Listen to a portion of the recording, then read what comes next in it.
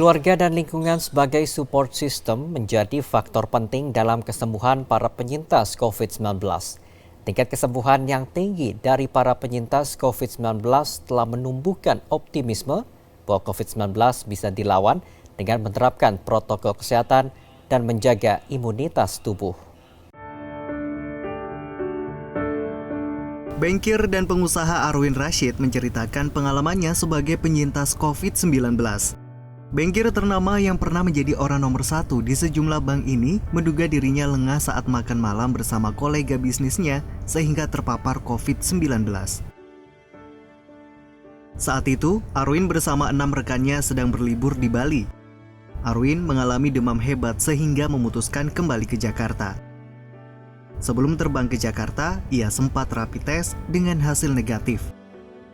Namun begitu tiba di Jakarta, hasil swab test menunjukkan positif. Begitu juga dengan 6 rekannya di Bali yang melakukan tes swab dengan hasil seluruhnya positif COVID-19. Yang saya dapat ceritakan di sini, saya termasuk orang yang terkecoh.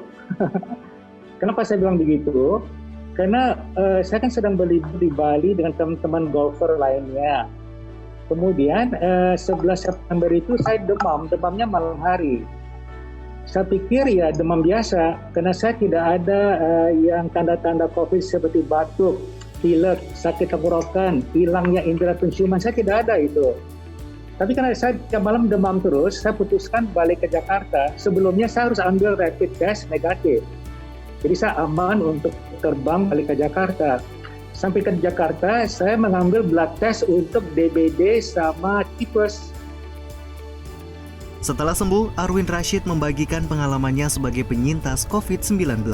Para pemirsa, pertama adalah bahwa datangnya COVID itu dalam berbagai bentuk.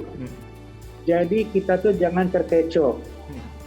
Kalau kita udah mulai demam, walaupun kita mikir itu flu atau mungkin ya lebih serius lagi bisa dapat tipes, hati-hati itu bisa COVID sebagaimana terjadi sama saya. Jadi tanda-tandanya itu lain-lain buat lain-lain orang. Itu pesan yang pertama. Jadi jangan kita terkecoh, cepat-cepat kita lakukan swab test atau rapid test dulu begitu. Nah, padahal di saya rapid test pertama saya negatif. Jadi gimana saya nggak kaget itu waktu swabnya dibilang jadinya positif.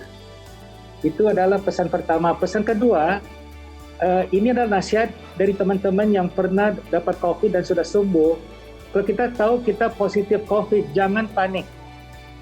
Jangan panik gitu loh. Itu aja, saya nggak pernah lupa itu. Itu tetap gaung di kuping saya, jangan panik.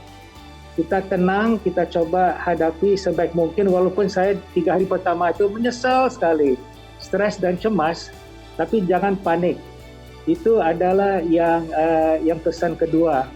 Pesan ketiga, saya rasa kembali kepada Dr. Edward, ya kita ini harus benar-benar optimis, tapi nggak gampang. Saya sendiri baru mulai optimis setelah saya terima apa yang terjadi sama saya.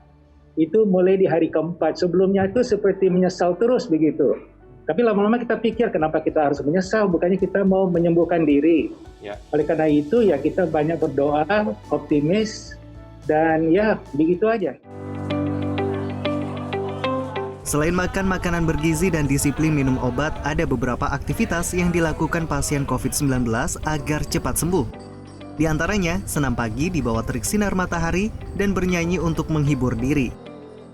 Seperti yang dilakukan puluhan pasien COVID-19 di RSUD Dolopo Madiun, Jawa Timur. Dipimpin instruktur senam, puluhan pasien COVID-19 melakukan senam pagi di bawah terik sinar matahari. Usai senam dan berjemur, pasien COVID-19 juga bernyanyi untuk menghibur diri. Agar tidak jenuh, para pasien COVID-19 menggelar berbagai macam permainan sebelum masuk kembali ke ruang isolasi. Kita nerima, kita harus benar-benar sadar kalau kita sakit dan kita punya semangat lah untuk sembuh. Karena COVID itu bisa sembuh. Tidak mungkin tidak bisa, karena semua penyakit bisa sembuh. Mas ya, khawatir karena kan di media-media kan kayak gitu berita di mana, ternyata di sini enggak. Maksud pertama, pasien kita setiap pagi ada olahraga. Jadi sebelum kita senam rame-rame, saya jalan kaki sekeliling dulu sini. Nggak pakai baju saya, biar kena matahari, selesai. Kemudian kita siang pagi kita sarapan dulu. Sebelum itu kita olahraga. Siang kita sarapan, vitamin semuanya bagus. perawatnya ramah, nggak ada yang marah, dan mereka sangat friendly perawatnya itu. Kita lakukan mereka beraktivitas setiap hari. Di sini ada lapangan, tadi sudah dilihat oleh mas-mas semuanya, ada lapangan yang cukup luas, cukup paparan sinar matahari. Kita lakukan senam dari jam 8 sampai jam 10 sampai jam 11. Mereka berkeringat, mereka senam bersama, yoga bersama. Dan ini ada keuntungannya, mereka tidak bosan.